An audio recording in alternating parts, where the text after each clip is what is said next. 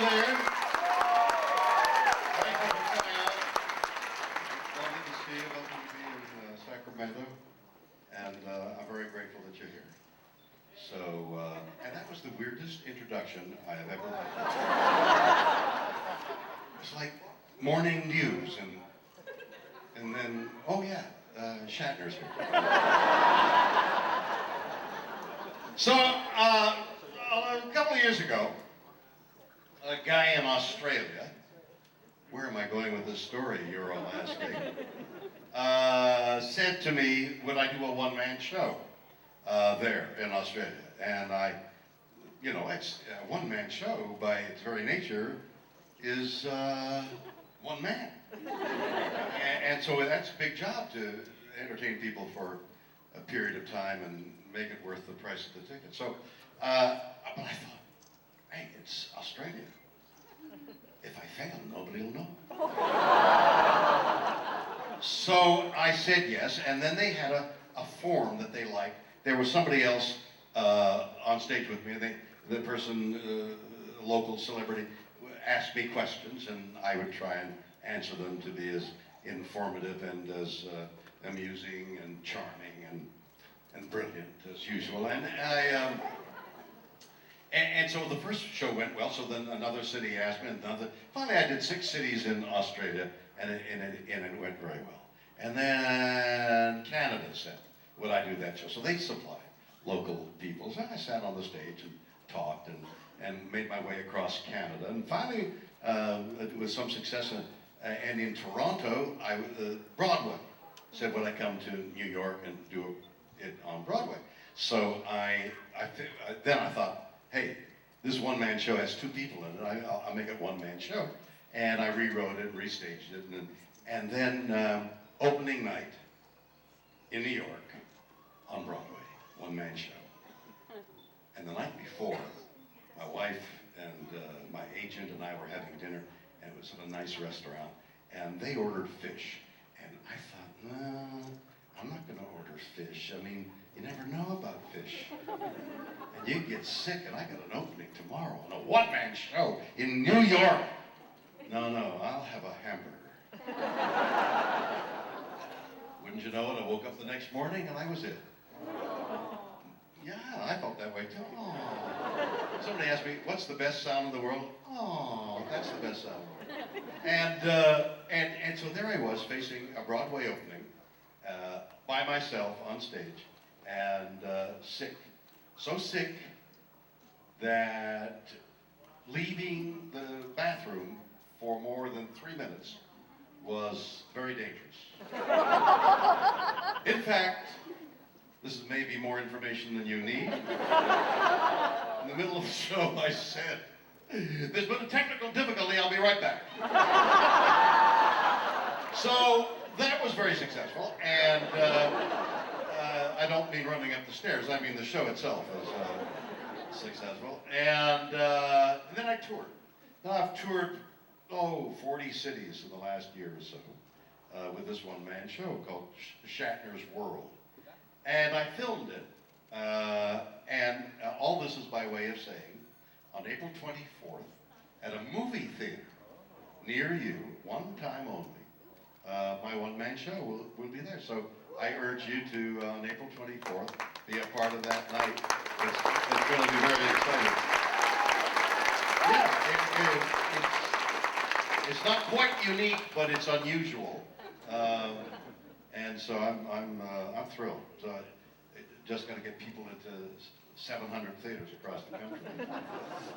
All right. So what I'll do now is I'll take questions and I'll try and answer them as illogically as I can, but with intelligence and insight, of course.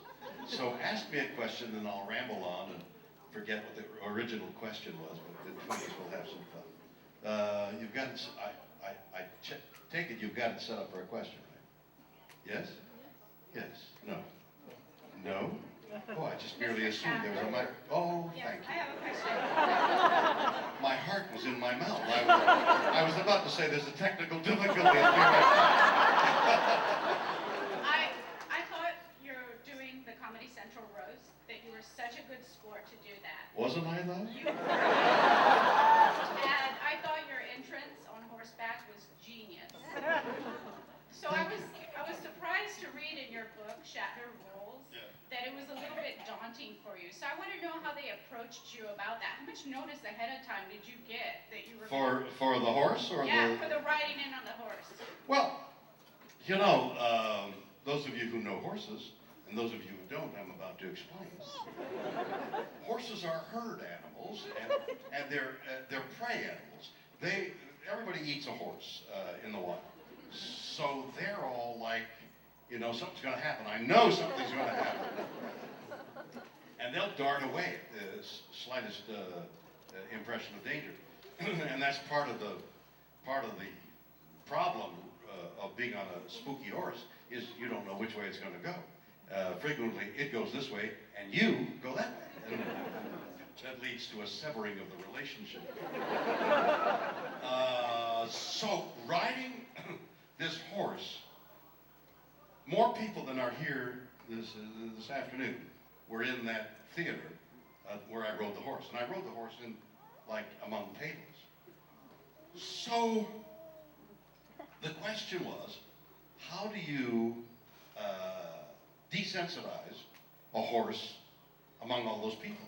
Now the police, have you ever thought about how do the police desensitize their horses where people are banging things and pushing and maybe shooting guns, and the police horses just move around? It takes years to desensitize them. And even then, police get into trouble sometimes. Even, what's the guy who crossed the Alps? Hannibal. Hannibal! Where's he going with this? Hannibal crossed the Alps during 2,000 years ago in a campaign to raid Rome with elephants. Okay? So now he makes it finally with 1/3 the elephants he started with into Italy. And he starts moving down the boot of Italy with elephants.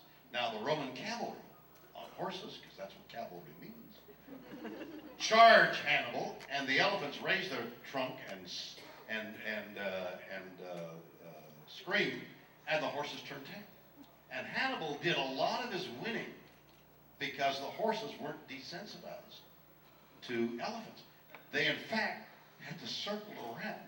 Imagine the intelligence. What are they going to do? What are they going to do? Well, why don't we just ride around? Oh, what a great idea! You're going to be a general.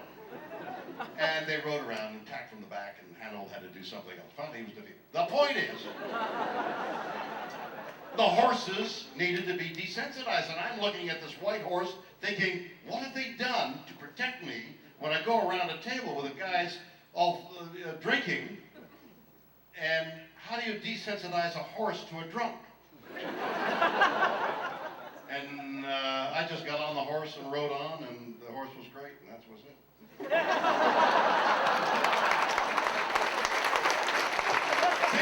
Now, isn't that fun? You ask a question about a horse, you get a history lesson, everything.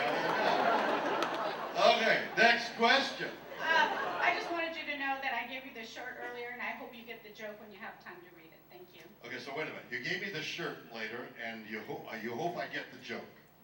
All right, so involved in that statement is a number of facts. Was the shirt off your back? If so, what are you wearing? And if that's a valid question, come up here and show us. Secondly, what's the message? I hope you get it. Is it obtuse? Is that a question of my intelligence? Will I get your message? I mean, come on.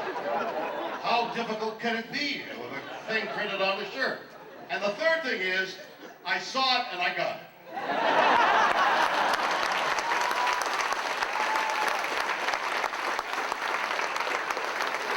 Is this fun or is this not fun? And it's worth the price of admission, right? Because you didn't pay anything, right?